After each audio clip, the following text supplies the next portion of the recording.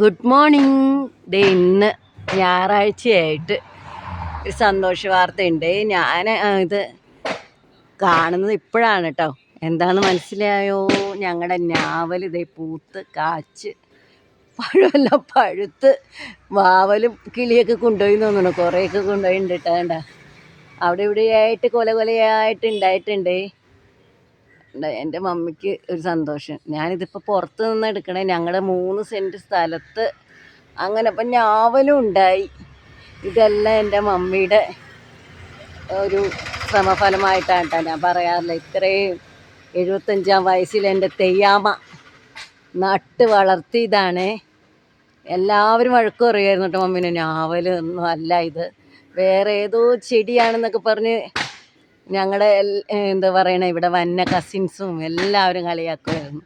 പക്ഷെ കണ്ടോ, at last mummy ഞാൻ പറയാറില്ലേ, പണ്ടത്തെ ബോട്ടണി BSc ബോട്ടണി ആയിരുന്നു.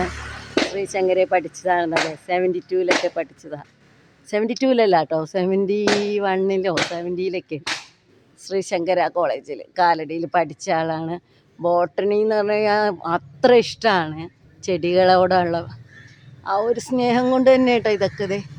പിന്നെ ഞങ്ങളുടെ ചാമ്പ നിൽക്കണണ്ട, ഞങ്ങൾക്ക് വാഴ, മമ്മിയുടെ കൃഷികളാണിതെല്ലാം. ഞങ്ങളുടെ 3 സെൻറ്റ് സ്ഥലത്ത് ഈ ചെടികൾ കാരണമാണ് ഇപ്പം ഈ കടും ചൂടിലും ഞങ്ങൾക്കൊരു ആശ്രയവും. അപ്പോൾ എന്തായാലും ഡാഡി ഉണ്ടായിരുന്നെങ്കിൽ ഇപ്പോൾ ഡാഡിക്ക് നല്ല സന്തോഷമായിരുന്നേനെ കേട്ടോ. എൻ്റെ ഡാഡിയാണ് ഇതിൻ്റെ കുരുവൊക്കെ മേടിച്ച്, ഇത് കുരുവല്ല സോറി, എനിക്ക് ഭയങ്കര ഇഷ്ടമാണ് ഈ ഞാവൽ.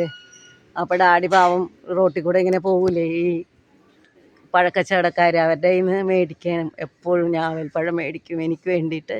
ഡാഡിയുടെ കാര്യം പറയുമ്പോൾ തൊണ്ടയിടറണം അല്ലേ, പാവം.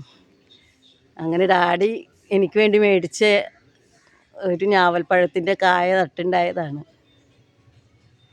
അപ്പോൾ എല്ലാവർക്കും ഒന്നുകൂടി ഹാപ്പി സൺഡേ.